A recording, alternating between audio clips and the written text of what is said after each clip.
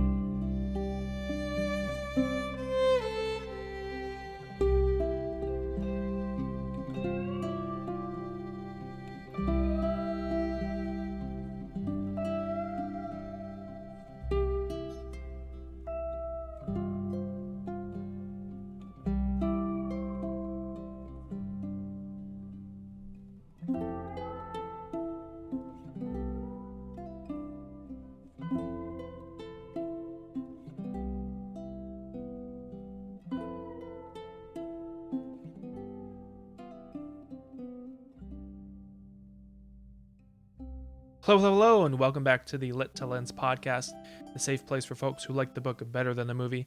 We are recording this on Monday, February 22nd, 2021. Today we are discussing the film and book Nomadland, streaming currently on Hulu and available on Kindle, Amazon, possibly Barnes & Noble, possibly your neighborhood bookstore, unconfirmed, but check it out. And your library. And probably your library. Yes, of course, we want to support public libraries. With me today to talk about the adaptation is the Van Dwellen, Warehouse Workin', and the anti-capitalist Mr. Erik. Say hello to the people. Down with money, people. Down with money. Down with things. Up with Bitcoin. Up with Bitcoin. Up with Dogecoin. Up with experiences. To the moon. You know what I mean? You as a hipster probably understand this, right? It's just, life is for living and not for collecting. Interesting. Right? Or but I mean, if you're collecting experiences, I suppose. Yeah. Or like feelings, passions, that's okay. But if you're collecting money to buy things and support people making things, then that's not okay. When you don't want to buy anything that's been sold or processed, or sell anything that's been bought or process anything that's been bought or sold. Okay, we're gonna move on. I don't know what you're talking about anymore. But thank you for that little introduction into Nomadland. We watched the film over the weekend, and then again last night, and we both read the book, and we have some thoughts that we want to share with you guys, especially me about the book, and I'm sure you as well, Erik. But we're going to get into some fast facts, give you some knowledge on both mediums. So the book, titled Nomadland, Surviving America in the 21st Century, was written by Jessica Bruder, published in 2017, and has a Goodreads rating of 3.99, which is pretty good. Would you round that up to 4? I don't think I would. I don't think I would I either. would keep it in the 3s. We probably brought that down from a 4, I think. Probably. Yeah. I can't have that many reviews. Maybe it does. It was actually sold out at my library.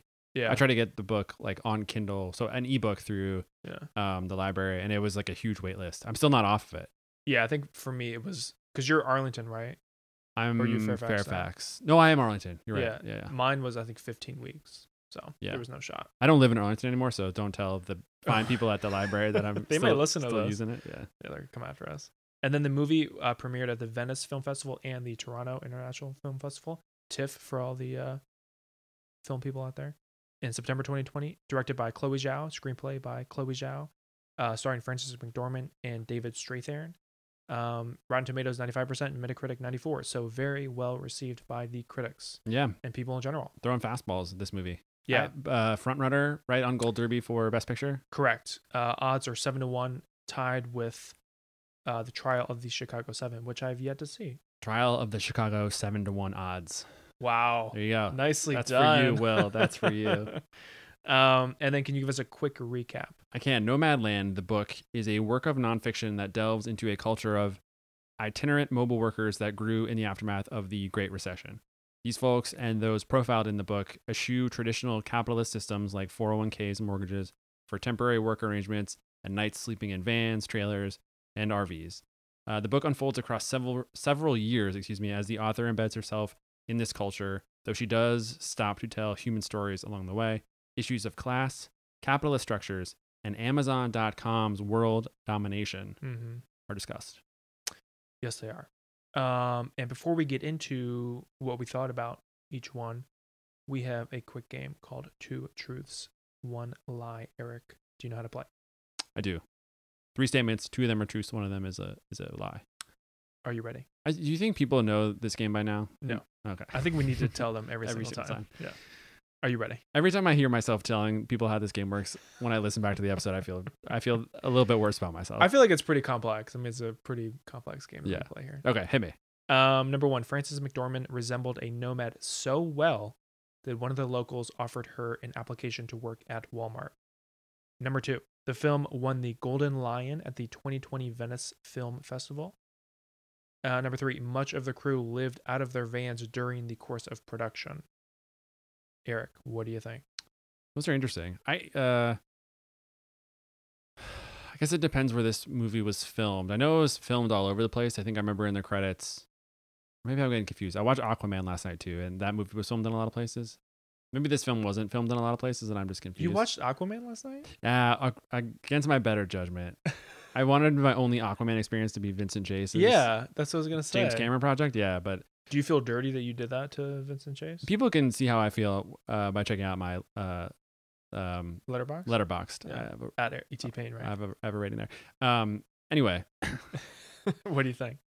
I was wondering if there's a lot of sets or a lot of like moving. Did they film in a lot of different locations? Because that might make it easier to live out of your van. And if they're filming in remote locations, there might be less of a hotel structure. Also, there's not a lot of people that worked on this movie, I don't think. Frances McDormand, David Strathairn are 2 of the few actors. I can't imagine there was maybe like a bit of a guerrilla crew. So they could all have lived in vans. So I'm gonna say that's true. That feels right. Okay. Golden Lion at the Venice Film Festival. I don't know what you said. It premiered at the Venice Film Festival. I don't know what award they give out, and this is very much you to create a fake award for a real festival. That's me winking. So I don't know about that. Okay. Frances McDormand did resemble a nomad. Did she get offered to work at Walmart? I don't know. It's kind of offensive that she didn't just get a job offer. They made her apply. But I guess they didn't know she was Frances McDormand. They thought she was an actual. You can't just give out itinerant jobs. Worker. Like, you gotta apply. That's true. Man. She did look like one. She did look like she belonged in this world. So I'm gonna say that she did get offered an application for Walmart, and that the film did not win the Golden Lion at the 2020 Venice Film Festival. Final answer. You are the weakest link. Incorrect. The film did win Golden Lion at the Venice Film Festival. Where are the lions in Italy, Will? They're in Africa. Where's Venice? And I threw a curveball in there. She did not get an offer for to fill out an application for Walmart. It was Target. Wow. So I did one of my horrible. Well, you did a Will move. Yeah. I did it well. Well. But you thought I was going to do the Will at the other one. I know. So. Yeah. Didn't. Wow. You're welcome. All right. But, when I was doing this research for the movie and I came across the Golden Lion, you know what it made me think of? And I know you know the answer to this. Yes, but you can go ahead and say it. Do you know the name of the Beijing's coveted Crying Monkey Award? Of course. I was thinking of throwing that in there as a lie for this movie, but it would have been too easy. I would have sniffed it out. Yeah, pretty quickly. Yeah, that movie is actually streaming on Amazon Prime. Is it really? Yeah. I thought about watching it last night, and then I was not allowed. You were barred from watching. I was barred from watching. Did Amazon pop up and said you were actually not allowed? Yeah, you've exceeded your views of this. Please watch something else on our service. Doesn't surprise me. Yeah. We're going to take a quick break and we'll be right back.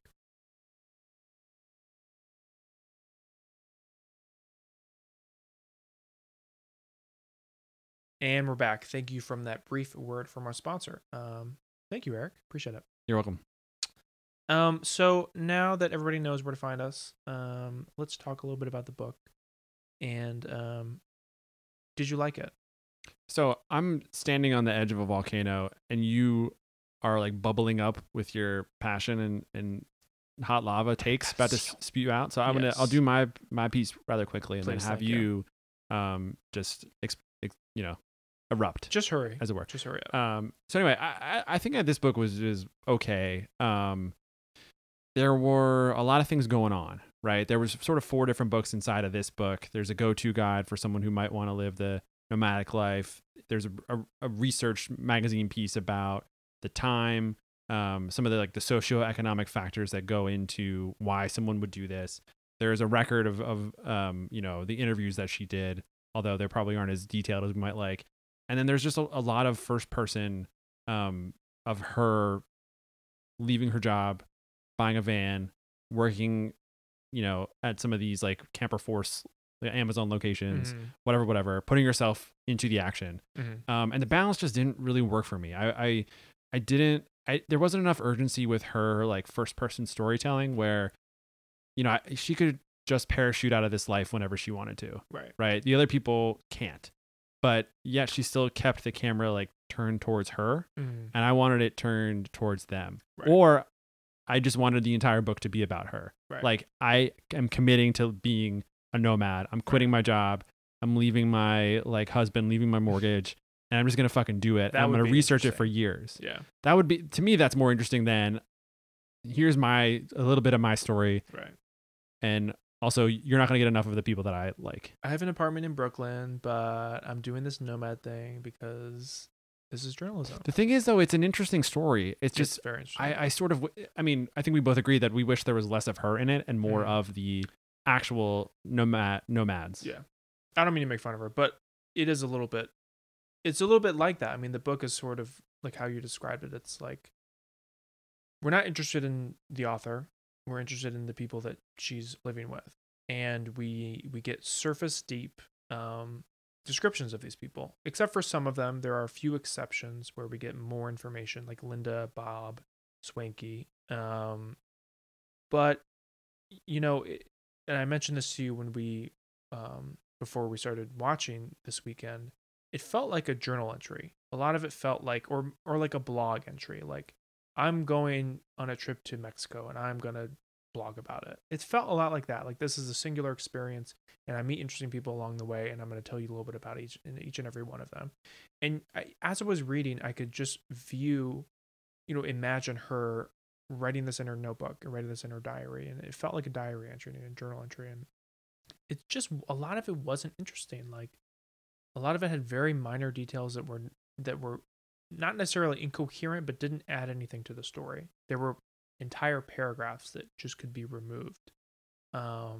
So a lot of it was just, it seemed misplaced, or it seemed like this book could have been so much more than it really was. And I'm sure for her, it was a fantastic experience. And as she reads over it over and over again, she'll be reminded of things, and it'll be an incredible experience for her to recall that kind of stuff. But for us, it's like, we didn't live that experience. We want you to describe that experience. Yeah. Not give us, I walked into a Walmart and then I walked into an Amazon facility and then I worked all day and I had pain in my knee, and no, describe it. Don't just regurgitate it for us. Yeah. And the problem with that is the pain in her knee is she can go to a doctor's office and take care of it. Like, some of these other people, they don't have access to healthcare, for instance, to further that idea. Right. Yeah. And there are just so many good nuggets that she finds. And you were making this point earlier. There's so much good stuff that she unearths and will mention and then speed right away from. Yes. Like, you talked about the guy who lost $500,000 in the stock market in the recession, in that crash. Yeah. There's a guy in Alaska whose house crumbles under an earthquake that has to move out. And these are briefly mentioned. They're briefly mentioned, and then Linda obviously gets the most shine. Yeah. She's part of the movie as well, and Bob Wells, who's sort of the godfather of this like nomadic style of living, gets mentioned.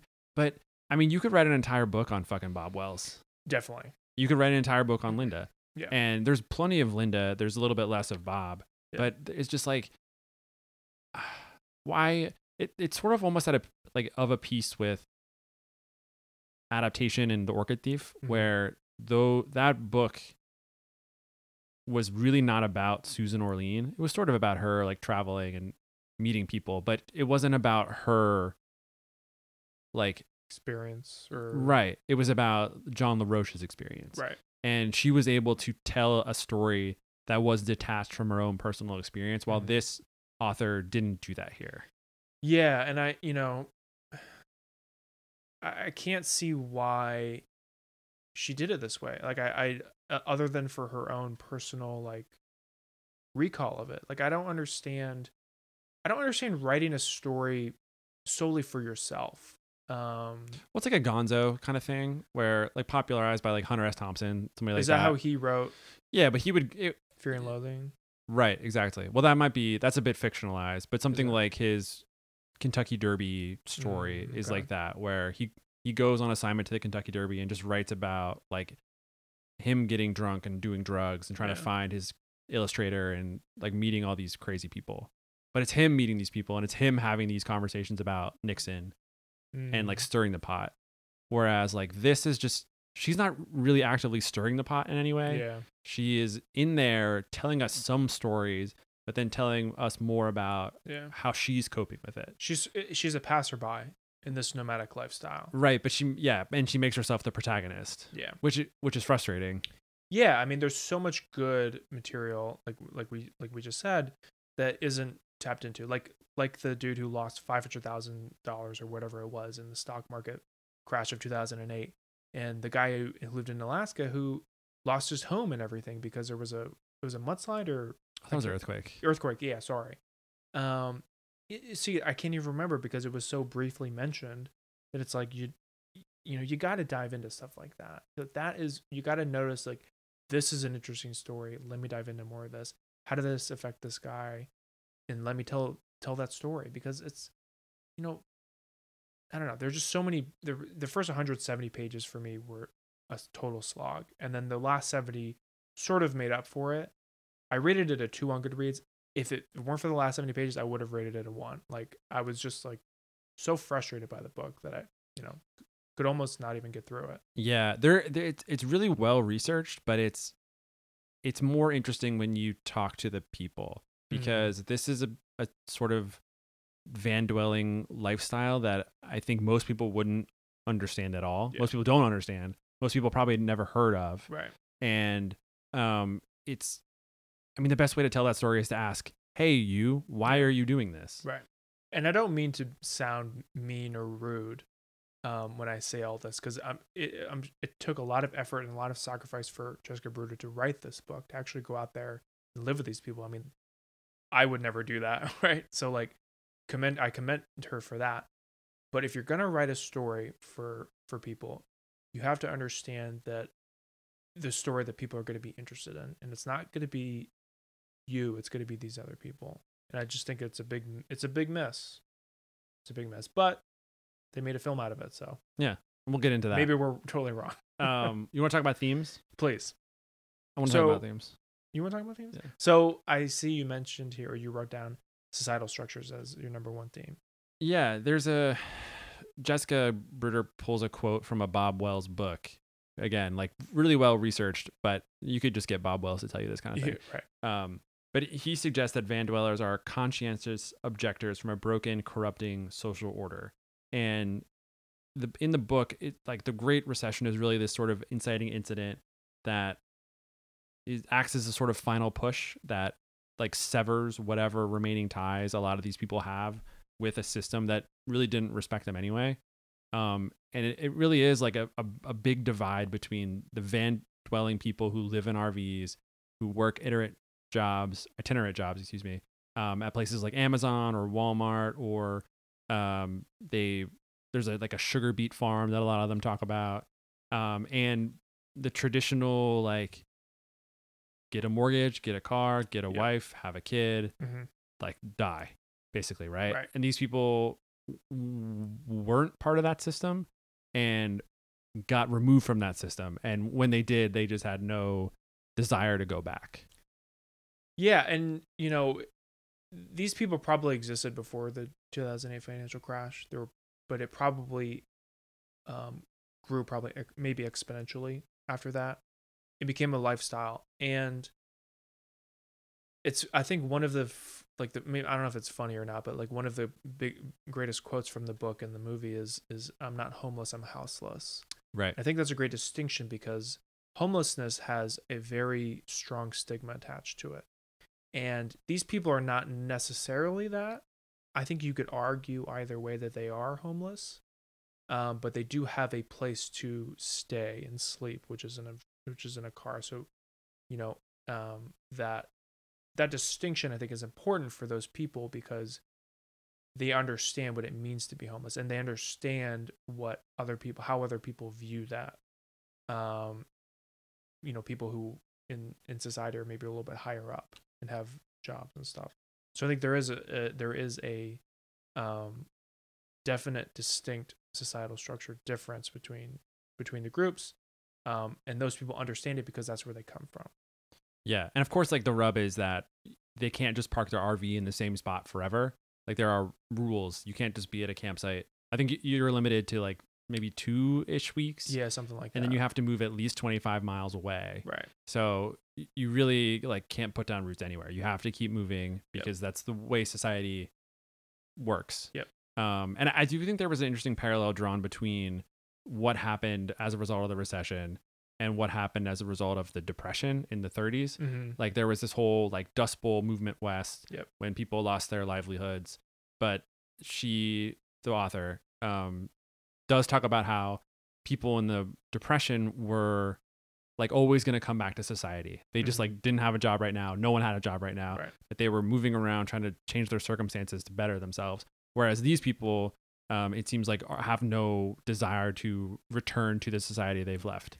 Yeah, because they feel wronged by society. They feel like society forced them into this situation by whatever societal pressures that they encountered, and then that society basically failed them in their pursuit of like being a part of society, and basically threw them to the side. So they feel like a bitterness towards society and the powers at play, that they're like, you know what, fuck it.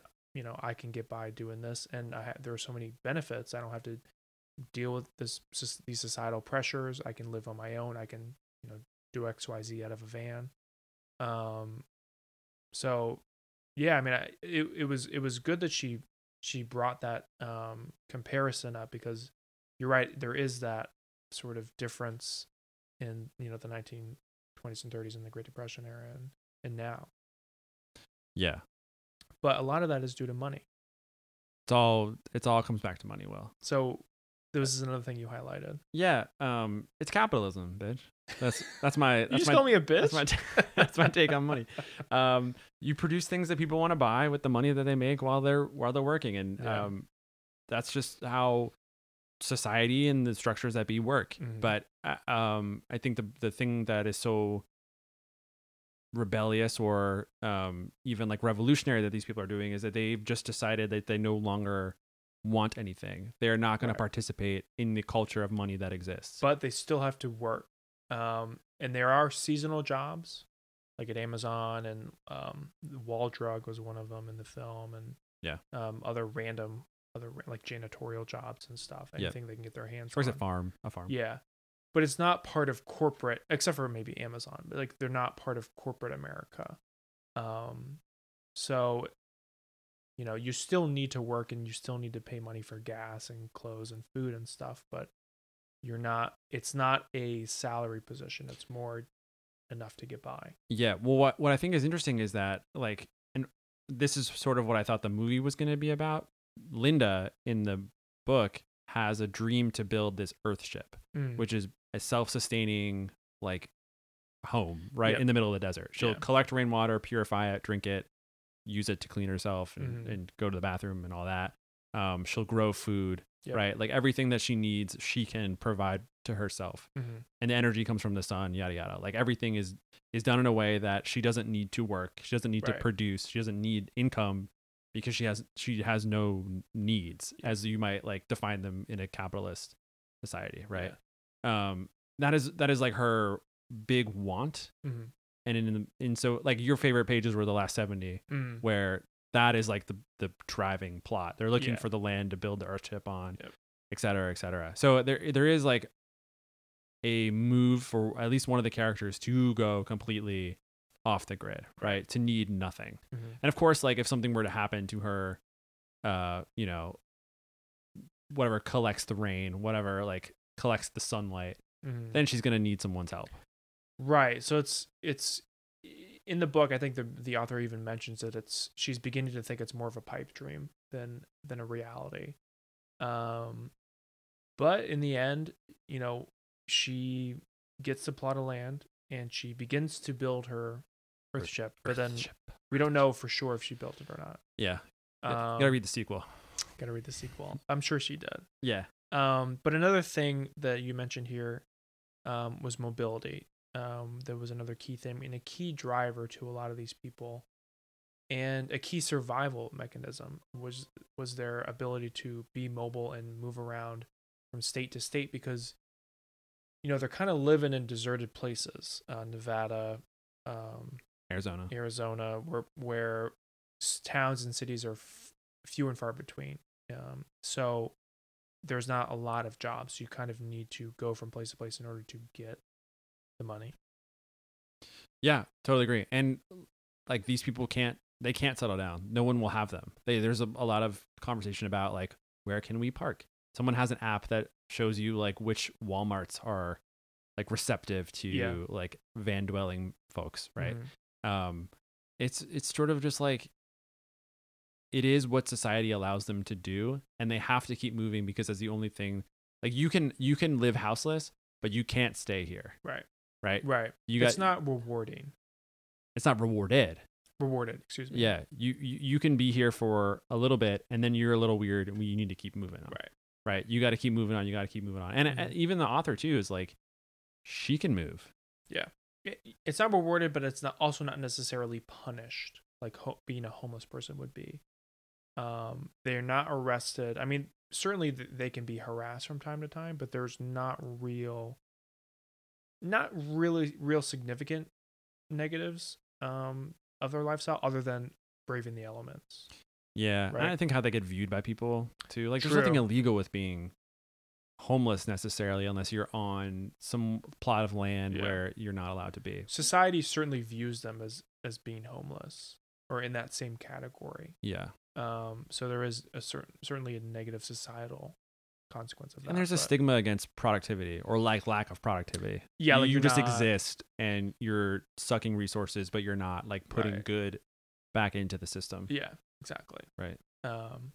Which is kind of a bullshit argument. Like you could make that same argument for like any like corporate like person that works for Amazon or something. Like you're not really making the world a better place. You're just like, what are you saying about Amazon? You're upping revenue for Jeff Bezos or something. Yeah, well, Linda talks about this in the book too, where she works for Amazon and is overwhelmed with like all the shit that is in the dildos warehouse. And that people are gonna buy and throw away, and like everything that's being produced is eventually not even like long term. In the short term, is probably gonna end up in the garbage. And it's supporting child labor in like Southeast Asia and other places. Right. Or maybe not child labor, but like slave labor almost. I think she does say slave labor. Yeah. But yeah, exactly. It's just like something that exists to produce things that people don't even need. There's so much extra, and she's trying to live without the extra, and she's trying to live with like really nothing. But no wonder we have hoarders. It's fucking Amazon's fault. It is. They make it so easy to buy things and just collect things. I can't wait till our next movie, which you can watch on Amazon Prime. What a segue. So what part of the book were you most excited to see adapted, Erik? For me, it was the world, like the nomadic world, right? I'm someone who has a wife, a mortgage, a dog, someone who just absorbs society's norms, and I use them to make me stronger. You're such a sellout. Yeah. Such a societal I'm a cog in the machine, baby. Yeah, you're I wanted to really like feel what it was like to live in this world. I wanted to understand who these people are and why they decided to live this life. I thought like rendering that was the most interesting part of an adaptation. Yeah. No, I mean, it's certainly something we're not exposed, at least you and I, are not exposed to on a daily basis. And it's something that I think is probably maybe typically romanticized in literature and maybe film. Like, I'm thinking of that movie with the guy who goes off into the wild and dies in that school bus. Oh, Into the Wild. Into the Wild. Yeah. Great book. Yeah, stuff like that. It's like sort of romanticized this nomadic living and stuff like that. I forgot what I was gonna say. Can you jump in? No, that's it. I know. I do think it's interesting. Like at some point, you talk about Chris McCandless and Into the Wild. There are these people who we no longer live in a world where like there are corners of the map that are like black. Like everything, we've seen everything, we've done everything. Yeah. But I think there still exist these people who have like an interest in not living the city life, not living like where we've told you need to be living. Right. Like they don't want that. They want to get out. Yeah. They want to move. They want to explore the world. Yeah. And these people all found each other, and I just think it's interesting. Yeah, it's funny because like these people, I think the majority of them sort of adopted this lifestyle out of necessity, as opposed to, like a desire to. Well, I think it's a bit of both. Well, I think from the way I view it is like they adapted this lifestyle because they had to, and then they sort of either fell in love with it because of the benefits of that and stuff, or, I mean, certainly some people probably sought it out, but I think the majority of the people probably kind of fell into it and was like, oh, this is like kind of cool. Yeah. I mean, I suppose a lot of them lost their jobs, right? And then they, if without money, you can't pay rent, you can't buy groceries, you can't do a lot of things. And if you have nothing else to fall back on, then what are you left with? Yeah. Unemployment, maybe, or like another one of like society's ways to help people that are in that position. Mm-hmm. But I do think like, I don't know, to just up and leave like that, there must be some part of you that is either like stubborn or adventurous in a weird way. Someone who is interested in like seeing how other people have done it. I think you have to have.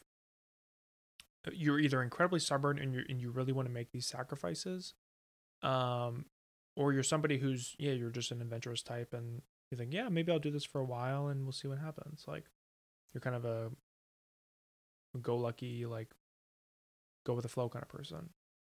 I don't know, but the thing that I was most excited to see adapted was the Earth ships. I wanted to see what it looked like. Yeah, I wrote that down too, and we didn't get to see it. No, they were mentioned at one point by Linda in a bar, but that was it. I thought that's what the movie was going to be about, honestly. Like what, building Earth ships? Yeah.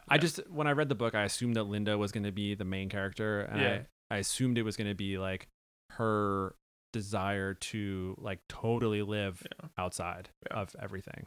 That would have been cool. I mean, that I think probably would have been romanticizing it a lot. Yeah, which the film doesn't necessarily do, which we can get into later. But before we get there, why do we think this was adapted? Well, roll all of the big ideas that we've mentioned into that pitch, right? Like there are critiques of capitalism. There are like real societal ills that are addressed. We live in a world now where like inequality gets worse by the second. Right. And this book really like talks about the people who are affected by that. Mm-hmm. So I think it's topical. And then it's just fucking interesting. Yeah. Like the world, excuse me, is interesting, right? Yeah. So I don't know. It's not like it's not IP in the sense of like it's not a Star Wars property or a Marvel property or whatever. Mm-hmm. It wasn't a best-selling book. Right. I don't think. No, I don't think so. But it covers something that's important with today's life, and it frames it in a way that is interesting and unexpected for people, I think. Yeah. No, I totally agree. I think the world is certainly something that's worth diving into, and I think isn't necessarily, I don't know if there's been a movie about this specific community before. If there I can't remember it or I haven't heard of it. Maybe a documentary or something. Yeah, but I feel like this is kind of an untapped area in American culture that obviously hasn't been adapted before. So that's why I think is one of the big pulls. It's very unique. Yeah, I wonder if we'll see more like Great Recession movies. Something like The Big Short. Obviously, there's like 99 Homes, I think, which with Michael Shannon and I've seen that. Andrew Garfield. That's about the housing crisis, Yeah, right? I've seen that one. This movie is not so much about the Great Recession. We can talk about that in a second, but it certainly like is from that. It will be clumped in that category, yeah, for sure. Although, yeah, you're right. It isn't necessarily about that directly. Yeah, but indirectly. Yes, metaphorically, spiritually. So, do you want to wrap up the book section and move on, or is there anything else that you'd like to say?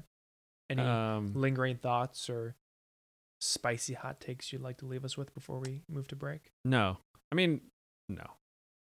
It's okay. You don't have to. I was gonna ask you, have you heard people talk about late capitalism, like how we're in the period of late capitalism? Capitalism's gonna fall. No, I haven't heard of this. What is this? No, that's it. Capitalism is gonna fall, and the underclass is gonna rise, and didn't that already happen with the insurrection? All the Earth ships are actually real ships. Oh my God, they're gonna leave for Mars. Yeah, these are Elon Musk things. Is that what this is? Exactly. Okay. They're just big batteries. Time for us to move on. Yeah, we're gonna go to break.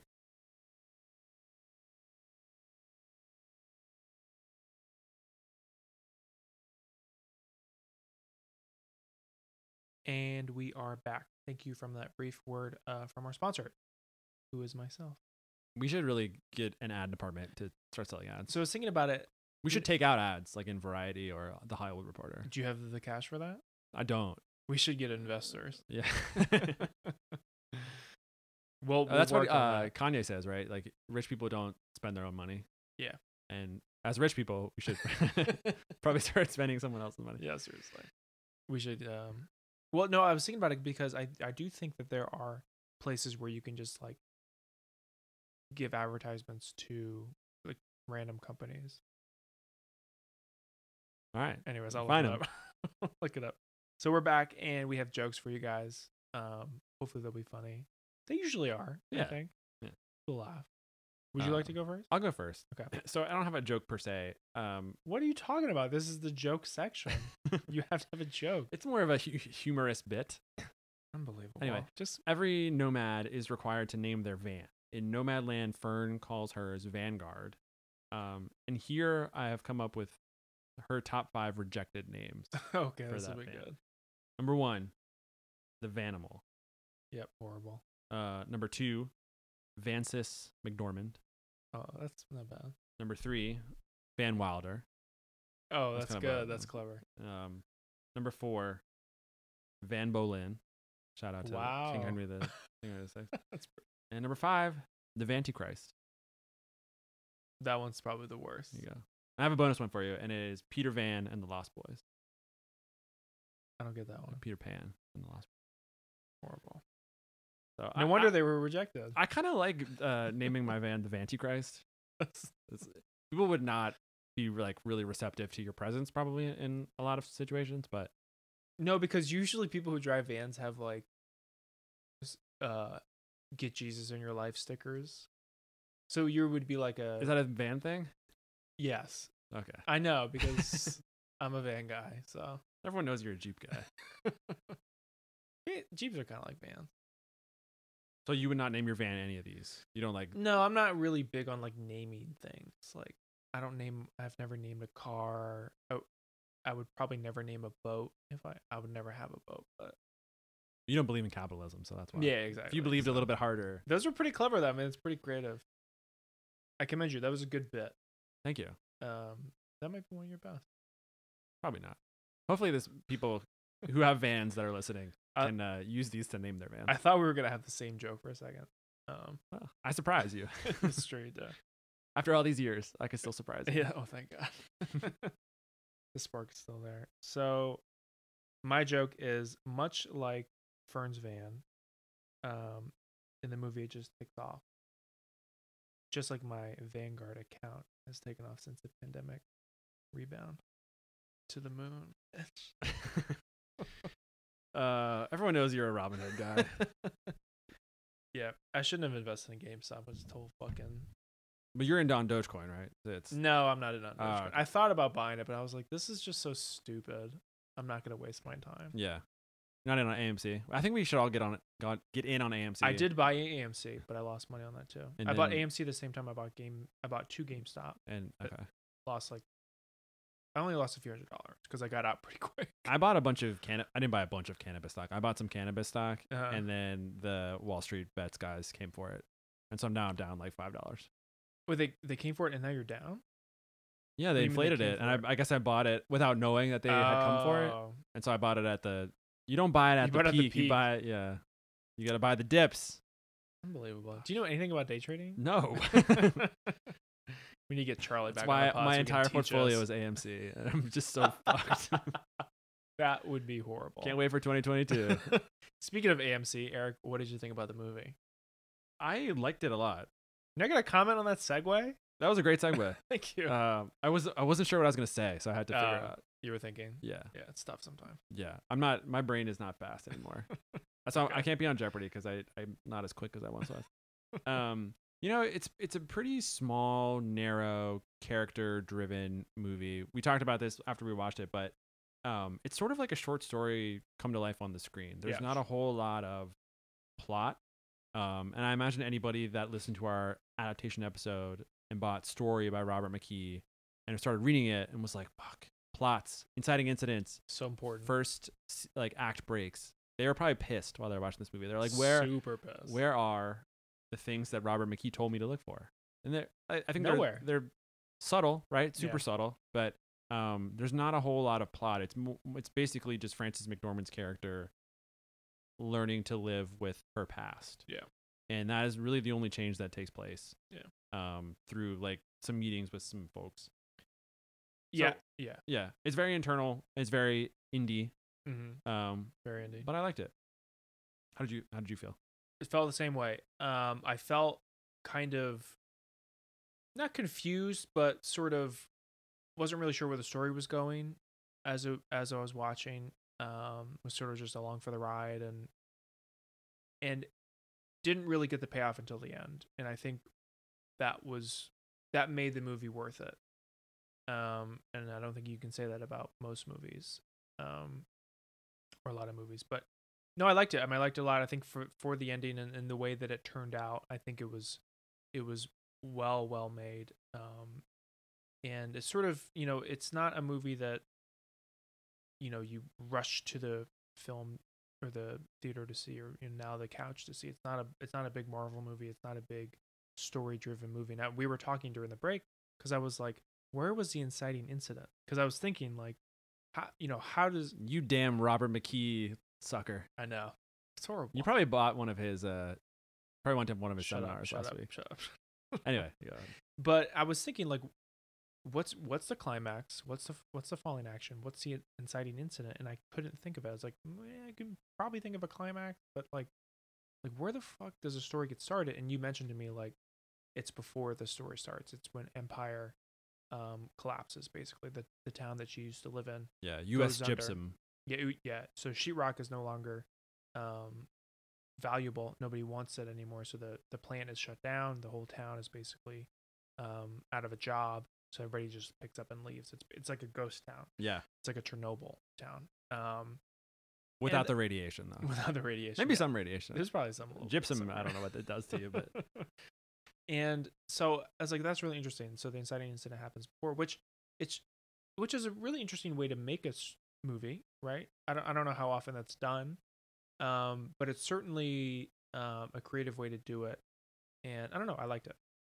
yeah, I think it's just one of those like techniques where you ask yourself, can this be done faster or better? Mm-hmm. And like, did you need the scene of the foreman coming in and being like, "Hey, everybody, get out of here. People don't want to buy sheetrock anymore, and so for that reason, we are now closed." And have her like pack up and leave, or you can just show her packing up and leaving with like a title, like a whatever they call it, like a above the what do they call it? Like there was a little like text that popped on the screen to start the movie, and it said like U.S. Gypsum closed, and 19. I don't know what you call that. 2008, whatever, like a title card. Excuse me. Yeah. Okay. So I think you can, if it's faster, if it's better to move some of the action off screen or move something that incident off screen, then that's why you would do it. So do you think that is a product of like budget? Because for that scene to occur, you would have to hire actors, right? You'd have to recreate that scene. Whereas the way this film was made, with only a couple of different actors and mainly people of this nomadic community, is that something that's like, we can't afford to do this? Or is that sort of like, actually we can just sort of skip all that and just throw it in later to save time and save money and be a little bit creative in the It's same a good time? question. I mean, we don't know. Maybe they did film it and they just cut it, right? Like that's certainly possible too. I think it's more of a, what is the most effective way to start? Is it more effective to watch her start in motion, where like, because that is a through line in the movie. Like we talked about mobility, right? Yeah. She's always moving. So if you start her in motion and that just carries on through the movie, then you sort of have a running motif. And it starts with her packing up. But she's like her leaving, storage, right? Yeah, her storage facility. Yeah, but that's what I mean, right? She's on the move. Yeah. Yeah, it's interesting. What I will say though, I thought the lack of conflict was a bit disarming, and we talked about this after we watched it too. There are like 2 or 3 scenes maybe where there are like, you think that they're going to end in like this in a bang, right? In an argument. Yeah. And they sort of just peter out and end with a whimper. We're going to talk about this scene where she talks to her sister and her sister's husband and like their friend couple, right? Yeah. That was a scene that was like building to this argument that never happened. They do this a few times. Yeah, they do. That's a great example of one. But so I don't know what the reasoning behind this was, but I think it's probably to make it more realistic, because I think a lot of people, when they're about to blow up, they'll usually pull back because they realize they're in public, they're in society. It's not necessarily it's sort of frowned upon if you just like kind of blow up all the time. But there's that scene where she gets into an argument with somebody back in civilization, back at her sister's house. She lives in a nice like Arizona house or whatever, and they're discussing they're talking about, I wish I'd bought all these properties up in 2008 so I can sell them now in 2011 because you would have made a lot of money on it. And she disagrees. And buy the goddamn dip. Yeah, exactly. And they get into if we've learned anything from during the pandemic, reading all these investment guides. Like, come on. And so she's like obviously on the other side of the coin for that argument. So they get into a brief argument that's ended pretty quickly. But there's another part where David is trying to help her out by moving stuff out of her van, clean out her van because she has ants. Picks up a box full of china, and it falls through the bottom of the box and breaks everywhere. And this is a moment where we know from previously that the china is very significant to her for whatever reason. I don't think it's her dad's. Is it her dad's? Okay. Yeah. And it's very important to her. She sees this happen, and she's immediately like, "What the fuck?" But it's not a blow up scene. Now, this triggered me because you think this is a drama, right? This is a movie. You think this is a perfect time for Frances to flex her muscle, right? It's a perfect time for her acting skills to show what they're made of. And she doesn't. She holds back and sort of like tells him to go stand elsewhere, right? Yeah. But not like, so it was very realistic, I thought. Is that what you thought as well? Yeah, I think so. There's no part of her performance that is showy. It is all quiet, and it's almost not even like simmering under the surface. It's just sort of like this detachment from what she should be doing or how she should be like thinking about things. Yeah. So I definitely agree with you on like the person to person basis. There is no blow up. And there is no like fights when you think there's gonna be fights. But 2, like there is part of the book where, living in a camper, living in a van, you are afraid of who might knock on your door. Mm-hmm. And I was thinking like she seems new to this lifestyle, but we never got like the first night where she's alone in her van and every noise she hears is like, perks her up. Is that like an animal? Is that a cop? Right. Is that like just somebody who's coming to get me? As my wife said, she's like, I couldn't live in this. Like someone would get me. Right. Fair point. Right. Yeah. Absolutely. we don't really get like the adjustment period. We don't get the knock on the door. Right. Like her bowels adjust to living the nomadic life, but Oh my like, gosh. she Barely. doesn't like emotionally really adjust to it. And there's no, I don't know. I just thought that was weird. It like, They didn't show that the first night scene. yeah, wow, that's what I was sort of expecting. It reversed my expectations. I was expecting that scene. I was expecting the scene Yeah. where the cop comes and is like, "Oh, you're living here? I don't Right. understand." Right. And we never got those. Well, there was one scene when she was staying outside of a gas station, and a woman comes up to her and says, "Hey, like it's gonna be really cold tonight. If you want to go to the Baptist church down the road, and they have rooms or whatever that you can stay." And she's like, "No, that's okay." There's another part where she is eating dinner, I think, and somebody does come and knock on the door. Where and I can't remember. He says something like, "Yeah, you can't park here" or something, because she doesn't answer because she drops her chicken out of fear. But yeah, we never got the first incident of her. Like, you don't remember that scene? I don't remember that scene. Yeah, well, I watched it last night, so it's like fresh in my mind because I didn't remember it the first time I watched it. We were probably talking. Doing it. You were probably talking. I was probably. I was trying to pay attention. But yeah, so we did get that scene. But that was a very brief scene, and that was the only real mention of it, other than Bob Wells kind of talking about it. Yeah, giving his sermon right to this RV community. He's very much like a preacher character. Yeah, Santa Claus preacher. Yeah, long beard, wise old man, likes to give not sermons, but like. Yeah, he's helpful, I would say. Yeah. Yeah, you're right. He's sort of like a guru mixed with a cult leader. Yeah. But not, to our knowledge, like nefarious as some of the cult leaders are. Yes, they are. He's definitely not like that. Not that we know. Well, yeah, I know. But how would you describe the adaptation? Was it literal, loose, reimagined? Reimagined. Yeah. Would you agree with that? Yes. I think. And let's get into the differences. But please, like, there is no Fern in the book, right? We talked about this when we talked about like the construction of it, but the book is a lot of first person author stuff, and then the second character is probably Linda.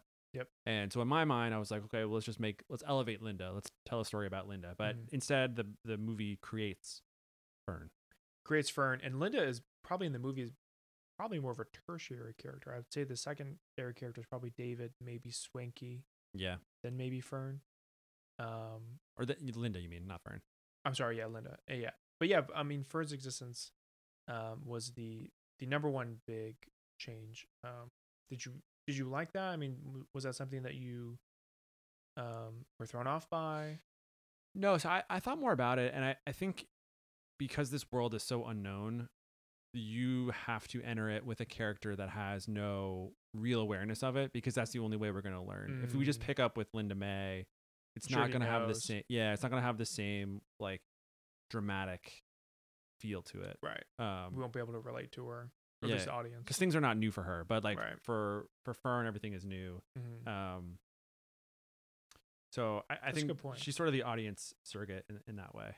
But yeah, and unlike the author, she can't just parachute out. She's actually stuck in this world. Right. So that narratively gives her it's like weightier. True. Yeah. Stakes are a little bit higher. Right. Right. Yeah.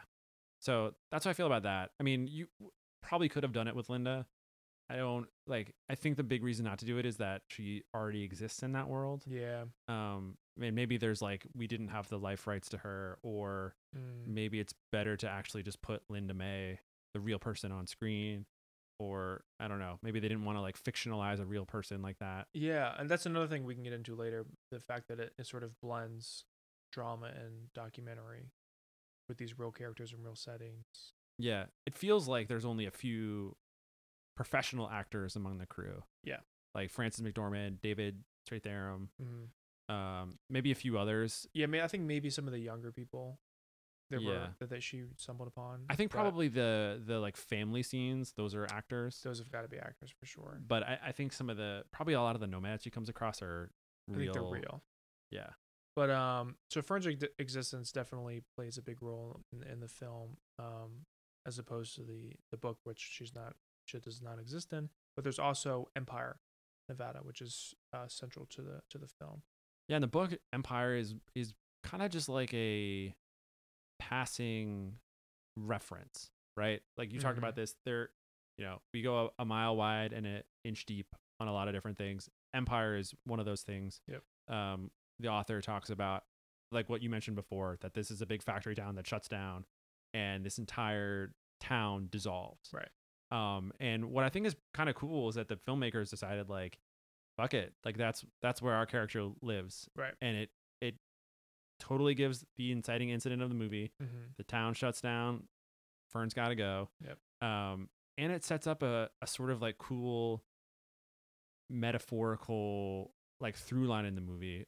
Like she is running away from her husband's ghost, and the only place that she can find him is in a ghost town.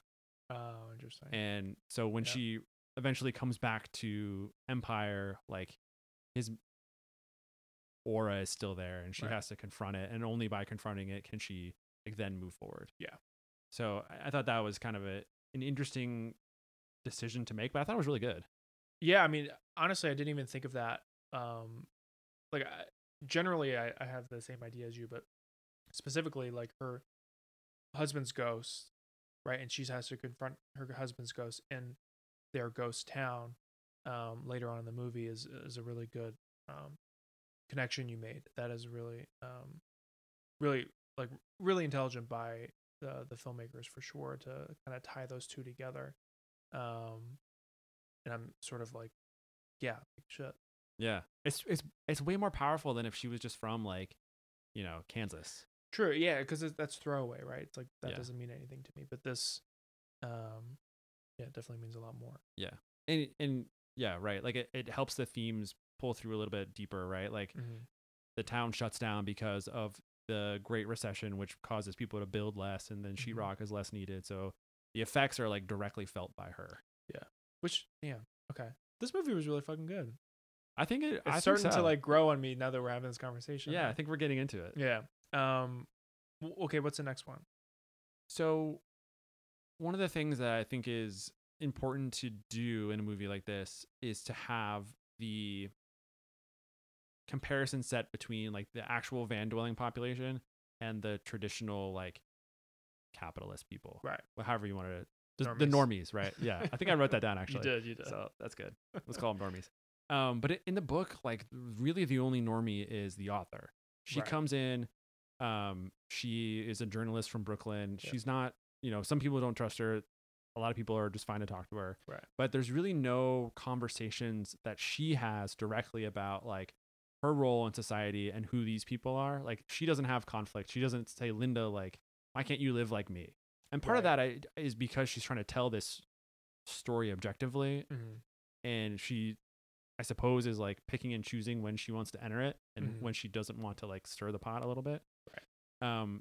But I think that was a good choice for the filmmakers because by contrasting Fern with, like we mentioned before, her sister, Fern's sister, she like her windshield cracks, right? And she needs to, or her engine dies or something with her car. Yeah, I can't remember. And she needs money fast. And she goes to her sister because Fern doesn't have money. Yeah. Goes to her sister and they have this big conversation in the backyard, like you mentioned, about mortgages, property.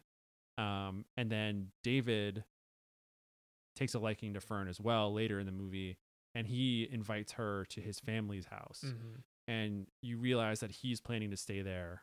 He's planning to come off the road and just stay with his family now. Right. And you put Fern in that action and you can see that like, this is not the life that she wants. Right. Even when it's really comfortable, even when she gets to sleep on a bed, even when she gets to hold this like cute little baby and have like a man who really does love her. Yeah.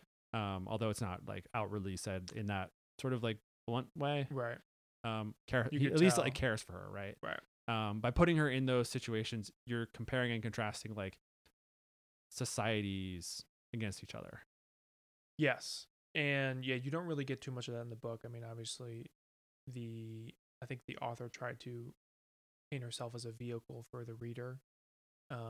Whereas you can relate to the reader and think, oh, this is weird, this is abnormal and blah blah blah. But you do get that stark difference between each section of society where the nomads and the normies in these two scenes where just the way that they talk and the way that they carry themselves and the way that they dress is a stark difference. And yeah, I mean, it certainly adds to Fern's character, and you can sort of see when she's interacting with these people, she's uncomfortable, and especially when she meets new people that she knows are from the other side of the coin, right? Other side of the coin of society, and she doesn't fit in. She knows that she doesn't fit in, and she wants to kind of get away, and that's why she's restless, and she leaves this beautiful situation. I mean, the house is incredible. It must have been either Oregon or Northern California. Oh, David's house. Yeah. Or he has family's house, like this big ranch kind of with horses and chickens and stuff, and beautiful. Like anybody would be dumb if they didn't want to retire there or something. You know what I mean? Like, and she, runs away, and because she's not dealt with her demons yet, because she doesn't feel either like she's a part of the society or doesn't feel comfortable in it. Yeah. Yeah, and there are other smaller moments too. Like you mentioned the scene where the whatever manager of the gas station or the mini mart comes by and says, "Hey, you can sleep over there if you want. Right. Like it's gonna be better for you." Mm-hmm. Or early on, she's at that like sporting goods store, and the mom of a girl she used to tutor comes by and is like, "Hey, how's life? Mm-hmm. You can stay with me if you need to." Right. And then she says, like you mentioned, "I'm not homeless. I'm just houseless." Right. And yeah, I think you really get a sense of her stubbornness, her resolve to do this thing. Yeah. And yeah, you're totally right. You see that she doesn't like it. Yeah, it's a recurring theme with her where she immediately denies handouts or help from anybody. Even when David dropped her china, she was like, no, I got it. Like, don't help. And he was just trying to be nice. He was like, no, I got it. And every time somebody's like, if you need help, like, let me know. Like, I get it. Like, whatever. Like, just, And she's just like, no, I'm good. Thanks. Like, she's very independent in that sense. She has this internal drive or need that is telling her, like, do it on your own. Do it on your own. And that's what makes her so interesting is like she's so stubborn. She's living in a van. Yeah. Like, let's be honest, she's shitting in buckets. Like, yeah. She is on the fringes of society. And people are trying to help her, but she's like, no, I'm gonna do this on my own, like no matter what. And yeah, I don't know. I kind of went on a rant there, but that's good. She's dealing with loss, and she's dealing with it alone. And is that the right way to deal with it? Who knows? For her, the answer seems to be yes. Yeah. And by the end, she's come to terms with that and is ready to like look forward rather than running from the past. Right. But so what are some other key themes that or motifs, as you mentioned to me earlier before we started? I got an English degree, baby. I use words like that sometimes. Oh my god, 10-cent words. Never heard that since fucking 10th grade. But so what are some other things that we notice in the movie that may or may not have been in the book? Well, I want to do the rocks one. I'll let you go with your pick next. But okay, rocks I really noticed because, like, goddamn, there was a lot of rocks. Yeah. She obviously worked at this gypsum plant, which is rocks. Yep. Sheetrock, right? Mm-hmm. There is a thing in the culture where when one of the van dwellers dies, people throw rocks into their, like, when they get burned, like they like burn the body and they throw rocks in the fire. Yeah. Or maybe it's just like the funeral fire, they throw rocks into it. Mm-hmm. She at one point like works at a store that sells rocks. Yep. She meets another younger van dwelling like itinerant worker. God, can never say that word right. And she at some point gives him a lighter, and he gives her back a lighter that has a like rock. Yes. Glued to it. He calls it a dinosaur bone, but it's like definitely a rock. Right. There's just a lot of rocks. Obviously, they also live in Arizona, and there are these like crazy stalagmite-ish formations that exist in the desert. Yeah.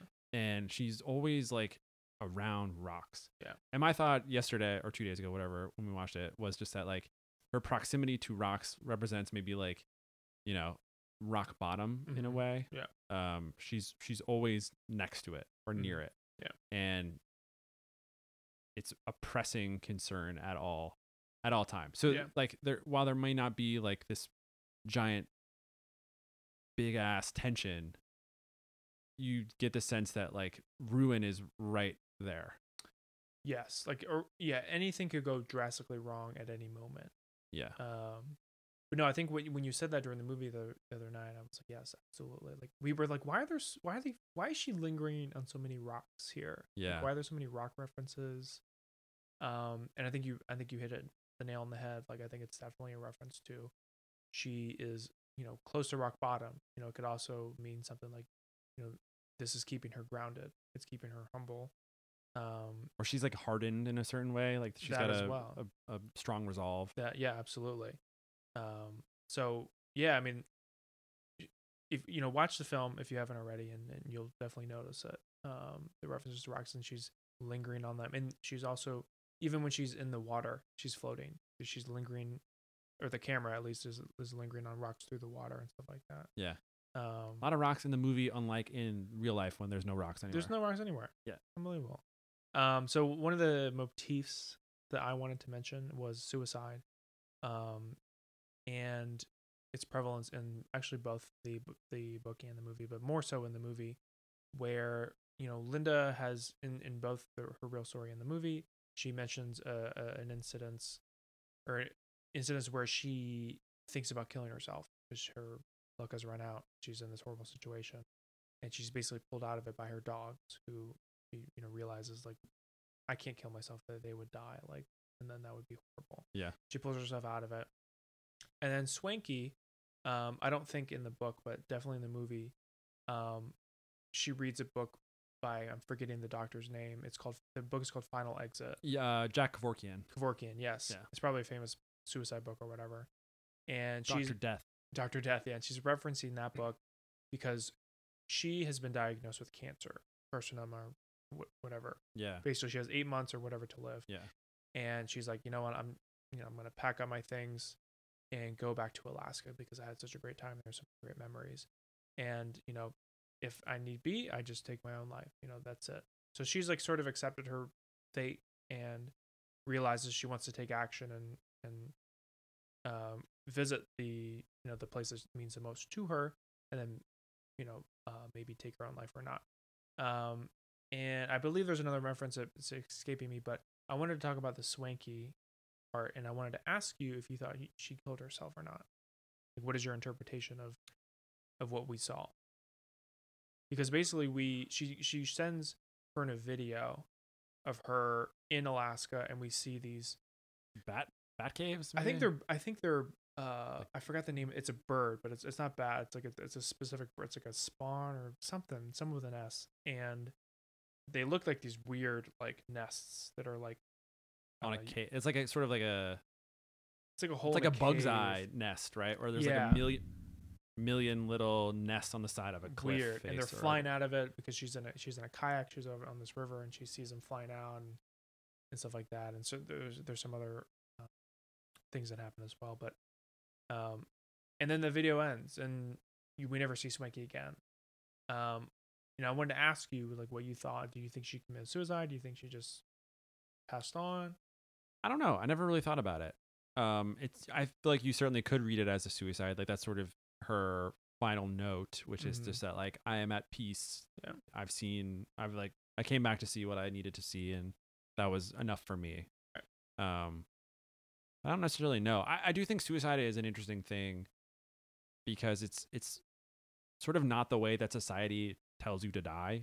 For sure. Also, so it's this like inversion of what you're supposed to do at the end of your life. Right. Which is just go like in horrible agony as your body like just accept it. Yeah, like crumbles. Yeah. Yeah, and these people on the tertiary of society who are like close to rock bottom don't necessarily care as much what society has to say about the norms of what you're supposed to do and how you're supposed to act and stuff.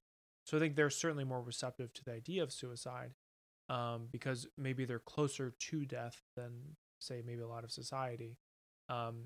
She mentions when Swanky mentions to Fern when she has to get her tire replaced that, you can die at any moment. Like, you need to be prepared for, like, your your tire to blow out. You need a spare. Like you need this, and that. That's right. Like you need to be able to like figure it out for yourself. Like I'm not going to be there to help you, essentially. So they are certainly closer to death in that respect, or they're because they brush with danger more often, that they're maybe more like accepted, or like it's death is more like an accepted thing. Like, oh, it can happen at any moment. More at peace with the idea of of it happening or whatever. But so you think Swanky? Do you think Swanky definitely committed suicide? Okay. Yeah, I mean the fact that she mentioned it, that was like her last thing that she said, and she was very open about it, and that she did what she needed to do, and she sent that video as sort of like goodbye. At least that's how I read it, or saw or viewed it or whatever. But so suicide I thought was a interesting little motif there. Yeah. So last thing to bring up. Yes. This idea, like as we were watching this, I mean, I like sitting next to you while we were watching these movies, because we can talk a little bit, right? Yeah. You know, it's not movie theater. Obviously, I love movie theaters and I wish they were back, but being able to like bring up a certain idea, I think is helpful. And one of the things that we saw was just like the amount of times the movie cut between like a animal and then that animal being cooked, or another animal being cooked. Yes. Happened like 4 or 5 enough times that it was like, why do they keep doing this? It was weird. I'm trying to remember the specific instances, but there was the chickens, right? There was a steak. And there was steak, and then was there the one with the bison? No, that one didn't happen because she was then she was floating in the water. But there was another time where David was grilling something. I think it was chicken, and it had just come from like an animal, and it was just like odd because we both saw it, I think, at like basically the same time. I'm like, why did they edit it this way? Yeah. Was it a total mistake? It couldn't have been. So I was thinking about it, and my initial thought, and still my current thought, is that this is sort of what society does to wild things, wild animals especially, is that they become like food. They become fuel for society. Interesting. So a lot of like these wild people, at some point you're gonna get chopped up and fried, and grilled. Like it's gonna happen to you. Society's gonna eat you up. Yeah, you can't exist as a wild critter in this society, because what happens to wild critters is they get eaten. Yeah, they get caught, they get eaten. Yeah. Yeah, I mean, I could see that. I mean, certainly, like they are much lower on the totem pole, right? Like they are much closer to death, like we mentioned. They're much closer to danger. They're not necessarily going to eat them like Armie Hammer, but oh my god, I had to throw that one in there. But I think you're right. I think it's sort of like society's going to chew you up and spit you out at some point. Yeah, interesting. It's got to be a thing, because it happens enough that we noticed it. Yeah. So Chloé Zhao, come on the pod and clarify that for us. So what do we think of the adaptation? Do you think it was successful? I think it was. I think it added to the story. I also think it left some elements on the chopping block. Like there could have been more about like some of the like big ticket, not big ticket stuff.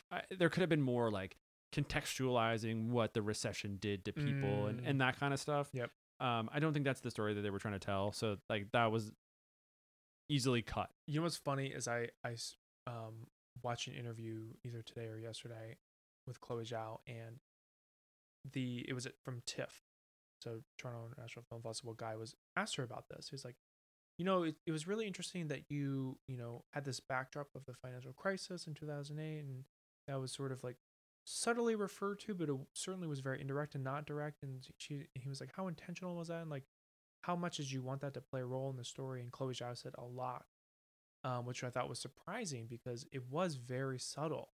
It was not directly mentioned really at all. Yeah. It was sort of like, it's just a backdrop. It wasn't really, if you didn't know, you almost might not get it. You might not understand why U.S. gypsum closed. Right. Because of like the lack of building. Yeah. Due to the Great Recession. Yeah. And that's the inciting incident. So is there like some level of knowledge that she maybe thought Came in her, with. yeah, or maybe just like setting it in 2011 kind of showed you Yeah. what the time period was. Maybe. But yeah, it's weird to be a recession movie that is like very not upfront about being a recession movie. Yeah. So I just thought that was interesting that she mentioned that. Yeah. I do think my final like opinion of this is that I think this exists as two different properties. I think as a movie, it makes a lot of sense if it's told in a very small way, because the world is so big. I don't think she could go through a big change in a big space without a lot of time passing. Mm-hmm. So if you're going to tell a story, it sort of has to be small, and it sort of has to be like her reckoning with this big event in her life that happened a couple months before, right? As soon as she can move on from her husband's death, then she can, but she can keep moving on, right? Right. Once she reconciles that, she can continue to move forward. Yeah. But like this world is so big, there are so many people in it, so much time passes, and what does time do to you when you're living in a van? That I almost think that this could be a TV show. Yes. It would be very different than the movie. I think the movie as a movie is really good. Yeah. I think a TV show would be a lot bigger, and I think you could fill it. Yeah, I mean, honestly, the TV show would be great because you get to see all these different characters, right? And you could even, I mean, it could be a drama, it could be a comedy. I mean, you could do a lot of different things with like this world in general. Yeah. Yeah. Like a dramedy. I like that. Yeah. Yeah. A dramedy. We don't make fun of these people having I do. bowel problems.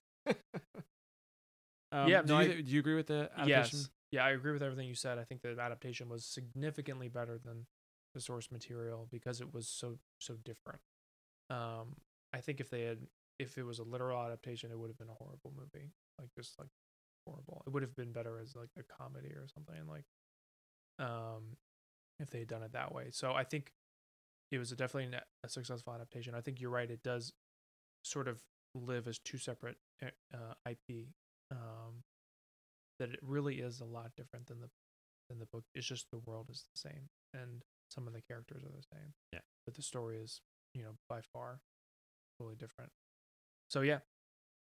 Hot takes. Sponsored by Wendy's 4-piece. Yeah. Wendy's 4-piece spicy chicken nuggets. Come on, I'm laying you up. You gotta knock it out of the park. I forgot how many pieces were in the nuggets. God almighty. It was like, I might get some. Is there later. like 8 pieces of nuggets? I think it's 4. The 4 is it's like as many as you want. You just order as many as you want, baby. 4 is like a nice little snack size. That's true. Although the calories probably like more of a meal. Yes, but probably, yeah.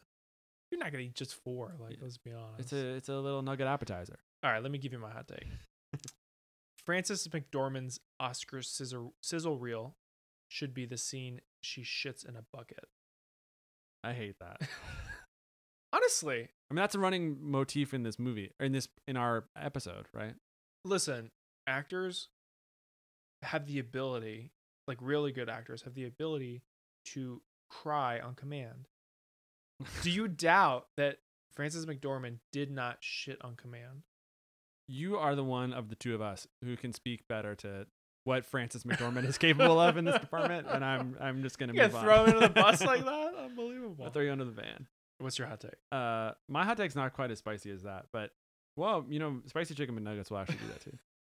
Anyway, my hot take: Hulu might be the second best streaming service. I thought the UX was good. Oh, I like the little UX drop. I am constantly amazed at how hard it is to use some of these new streaming services. Disney Plus is terrible. It's terrible. Terrible. Like you can watch an episode of a show, and if you don't watch all the way through the credits, you didn't finish it, and they're like, "Oh, did you want to watch the last 40 seconds of episode 5 of WandaVision?" No, I already fucking watched WandaVision. I can't help it that WandaVision has 15 minutes of credits at the end of every episode. Yeah. I finished the damn episode. Whatever. Hulu's, I think UX is not as good as Netflix. I would say Netflix is the king. Yeah. But it's better than everything else. Yeah, no, I completely agree with you. I think we had this conversation drunkenly like a few months ago. Yeah. But I totally agree that, I mean, Hulu is really a great service. I will say, even like last night after I watched it again, it just started playing some random movie that wasn't even in my queue. It was just like maybe a related movie. So that is one thing that I kind of find annoying. But No, I mean I think it's cheap. It's like $4.99, right? It's like Yeah. it's like you could buy Hulu for the same price as a spicy chicken McNuggets. What would you rather have? One Month of 4-piece spicy chicken McNuggets every month, or 1 month of Hulu? Do I have to decide? You can have both. Can I have probably. both? Yeah. Yeah, I think you have both. Yeah. I like that. That's good. Yeah, it's Netflix is probably king, but Hulu is definitely it doesn't get the credit it deserves. I think. Yeah, I think some of their content offerings are getting better too. So that's important when you're talking about a service. But for the price point, yeah, it's okay. It's a great value, great UX value. Yeah. All right, Eric, movie or book? Movie, and it's really not close. This movie is excellent, and the book is okay to worse than that. So yeah, movie, and we agree, I believe. We absolutely agree because you're very. I'm not even gonna say you're why. very bothered. You know why? Final thoughts. What are you gonna remember from the book? So this is random, but there is a part where she talks about how there was like a military elephant squadron in the desert. I think it was elephants, right? It was camels. Giraffes. It was camels. Camels. That's what it was. Yeah. I see. I don't even remember it now. So this is not this is the thing I said I was gonna remember from the book, and I totally didn't. So what's something that you're not gonna remember from the book is that they had elephants. Yeah, so I vaguely remember at some point in my past hearing about this like camel squad that the military had. I think it was post or Civil War, or it was right before the Civil War, because the Civil War. In the Civil War, they realized like camels weren't good for military purposes. Yeah, I think they were like too slow and like. Yeah, like maybe we just use horses. Yeah. But I remember reading that somewhere, and then I read it here, and I had the sort of like Leonardo DiCaprio meme moment where he's like, "Hey." And I was like, "Oh, I remember this thing," and then I forgot about it, and now I hate myself. That's a great meme, by the way. It's a great meme. Great meme. All right, what's your answer? What am I gonna remember from the book? Absolutely nothing, because I forgot about it the moment I finished. Well, you remember that it was camels, so that's true. we both fucked up on this one. What about the movie? The cinematography was awesome. We didn't really talk about that, but the shots are amazing. Yeah. Our friend Charlie was probably gonna watch this movie and just like dream about moving the camera across like the beautiful western sky. Like, I can't wait for him to be like, "Oh, you guys see Nomadland? Like, did you notice the cinematography?" He probably won't even mention it, but like, he'll be thinking about it. He'll think about it all the time. Yeah. This is a Charlie joint. Yeah. We mentioned Charlie a lot actually while we were watching. Probably too much for comfort. Probably. I was uncomfortable. What will you remember from the movie? Fern leaves the dog. Man. Yeah. She leaves, dude. When I was watching with my mom last night, she got visibly upset when the scene occurred. She's like, she has to come back to get the dog, right? Because it lingers. Yeah. On the dog. You're like, oh, she's coming back. She's coming back, and she doesn't come back. That was, I mean, but I do think it's a great scene because it says a lot about her character. It says a lot about her situation. It's a powerful scene, and that's why I'll remember it. But I think it says a lot about her because she literally doesn't have room for the dog to live in her small ass van, and she doesn't have the money to feed it. Like, she's got to look out for herself. Like, it's a doggy dog world out there. So like, you or me. And instead of eating the dog, she just left it there, which was nice of her. Wow. That was nice of her. She could have eaten the dog. Yeah, it's like something that she can't just keep moving if she has something that ties her down. Exactly. Like a dog. So, sorry, dog. But sorry, the dog probably found a good home. Yeah, I think the lady must have found something for her, hopefully. Yeah. We don't know. Probably. Unconfirmed. And we're going to sign off. So thank you for listening. If you've listened this far, check out our most recent episode on Ma Rainey's Black Bottom. That is anywhere you can find podcasts. That's right. Spotify, Apple Podcasts, TuneIn, Stitcher, Google Podcasts, SoundCloud, Amazon Podcasts. They don't have a podcast. No, they don't. They should. You know what I was thinking the other day? That Amazon should have a trash service where instead of like all these local trash companies, it should just be Amazon Trash. They would make so much. They make a lot of money. Then you could recycle your like Amazon boxes to them straight up. Yeah, that would be nice. You should call Jeff Bezos. Oh no, he's not the CEO anymore. Yeah. I forgot. Once we figure out who the CEO is, I'll call him. Yeah. All right, we'll get him. He'll answer. He'll definitely answer my call. And then keep an eye out for our next episode on One Night in Miami. which is currently streaming on Amazon Prime, and I think the play is available probably on Amazon. I haven't even looked yet, but it might be on Kindle, probably. Yeah, I think you can find It's it. probably at the bookstore, maybe not. This actually probably isn't at the bookstore. This is like not a very well-known play, I believe. But if it is, support your bookstore. Yeah. And any shout-outs? I want to shout out my friend Veronica. Okay. Great Shout out listener to the Veronica. podcast, but she got LASIK, and now she sees 2015. Oh, wait, are you serious? So she can see through things, right? That's what that means. She can see through walls. Yeah. Congratulations, Veronica, and we appreciate your support. Yeah. So I don't have any shout-outs. So Well, that's fun. yeah, next time. All right. All right.